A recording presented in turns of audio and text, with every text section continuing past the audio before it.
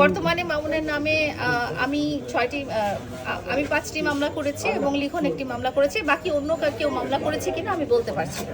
বরাবরই সে বলছে ইয়াবা সেবনের কথা। হ্যাঁ, তো ইয়াবা সেবন করার পরে তাকে আইনের আওতায় আনতে পারতেছে না। তার কি আসলে এখানে ইয়াবা সেবনের পরে আইনের আওতায় কিন্তু আমি বা আপনি আনতে পারবো না। এখানে দেশ, সমাজ ব্যবস্থা বা আইন প্রয়োগকারী অলৌকিক কোনো শক্তি আছে? তার অলৌকিক শক্তি নাই, সামহাও তাকে লোকজন শেল্টার দিচ্ছে। তো এই শেল্টারটাই যেন না দেওয়া হয়, তার প্রতি তার মাঝে মাঝে মায়াবী কথায়, তার মায়া ভরা চেহারায় বা তার অসহায়ত্ব, যে তার প্রতিবন্ধী ভাই বোন মা বাবা এসব আছে, এইসব কথা শুনে হয়তো তাকে মায়া করে ছেড়ে দেওয়া হয়, সেটা আসলে করা উচিত না আমি বলে মনে করি। তাহলে কি সে আইনের ধরাছোঁয়ার বাইরে থেকে? এখন পর্যন্ত তো সে আইনের ধরাছোঁয়ার বাইরে। আমার প্রতি ক্রিমিনাল অফেন্স করার পরও সে এখনো জামিনে প্রকাশ্যে ঘুরে বেড়াচ্ছে এবং আরেকটা নারীর সাথে আপনারা দেখেছেন যে সেম একই টাইপের অপরাধ সে করতে পেরেছে। এবং সেই নারী যেহেতু সামনে এসেছে, আমরা জানতে পেরেছি একটা নারীর কথা, বাট আমি পার্সোনালি জানি সে হাজার হাজার নারীর সাথে এই ধরনের কুকীর্তি করে বেরিয়েছে। নিজের মান মর্যাদা বা সামাজিকতার ভয়ে ওইসব নারী হয়তো আপনাদের সামনে আসতে পারতেছে না। বাট এই ক্রিমিনালকে আপনাদের সবার উচিত, সমাজের দায়িত্ব হিসেবে এই ক্রিমিনালকে আপনাদের উচিত থামানো।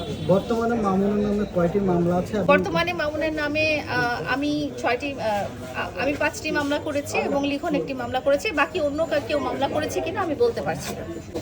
6টি মামলা করার পরেও সে গ্রেপ্তার হচ্ছে না। তাহলে আপনার আইনজীবীরা বা আমি যেটা বলেছি যে 6টি মামলা করার পরও উনি প্রকাশ্যে ঘুরে বেড়াচ্ছে, সেই জন্যই আমি আইন প্রণেতাদের দৃষ্টি আকর্ষণ করছি। ঠিক আছে, আর কিছু জানতে? আমার একটি প্রিন্স মামুনের এগেনস্টে একটি মামলা চলমান, সেই মামলার কারণে আমি আজকে কোর্টে এসেছি এবং এই মামলাতে উনি হাজির হননি। ওনার দেশের আইন এবং দেশের আইন ব্যবস্থার প্রতি কোনো শ্রদ্ধাবোধ নেই দেখে উনি আসলে অনেকদিন থেকে কোর্টে হাজির হচ্ছেন না।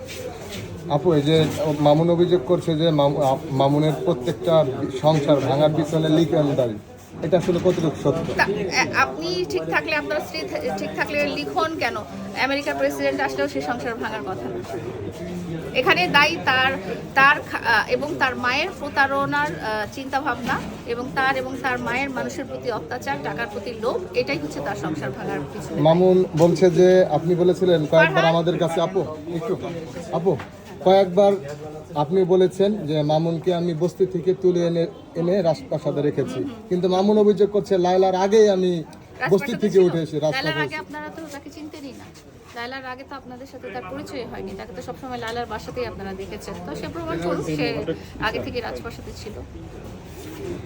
মোহনার সাথে সংসার করা অবস্থায় আমি কোনো মেয়ের দিক তাকাই না, যদি তাকাই আমার সব দিয়ে দেব। সেটার ভিডিও আমি লিখনের কাছে দিয়ে রেখেছি, আপনারা ভিডিও ফুটেজটা নেবেন যে ও মেয়েদের সাথে কত রকম নোংরামি করতে পারে, কত খারাপ কাজ করতে পারে। বিবাহ হওয়া অবস্থায়, মোহনার সাথে থাকা অবস্থায়, মোহনার আগে পরে এবং আমার কাছ থেকে চলে যাওয়ার পরে সে মেয়েদের সাথে কত রকম নোংরামি এবং খারাপ কিছু করেছে, সেটার ভিডিও ফুটেজ লিখনের কাছে আমি দিয়ে রেখেছি, আপনারা দেখবেন। মোহনাকে বিয়ে করার পর আপনার জানা মতে কত জনের মেয়ের সাথে ওই? মোহনাকে বিয়ে করার পরও মোহনার আগে পিছিয়ে ও টোটাল 1 বছরে 5,000 নারীর সাথে খারাপ সম্পর্কিত ছিল। এই যে সমকামিতার বিষয়টা যেহেতু বলেছিলেন, ও শুধু সমকামী না, ও সব ধরনের বিকৃত যৌনাচারে লিপ্ত। আপু, এতগুলো মামলার পরও সে আইনের আওতায় আসতে পারছে না, আসলে আপনি কি মনে করেন? এতগুলো মামলার পরও আইনের আওতায় আসতে পারছে না, এই জন্য আমি দেশ এবং দেশের রাষ্ট্র এবং আইন ব্যবস্থার দৃষ্টি আকর্ষণ করছি যে এই ধরনের অপরাধী যদি সমাজে প্রকাশ্যে ঘুরে বেড়ায়, তাহলে আমরা কোথায় যাব? আমরা তো নিরাপত্তাহীনতায় ভুগব।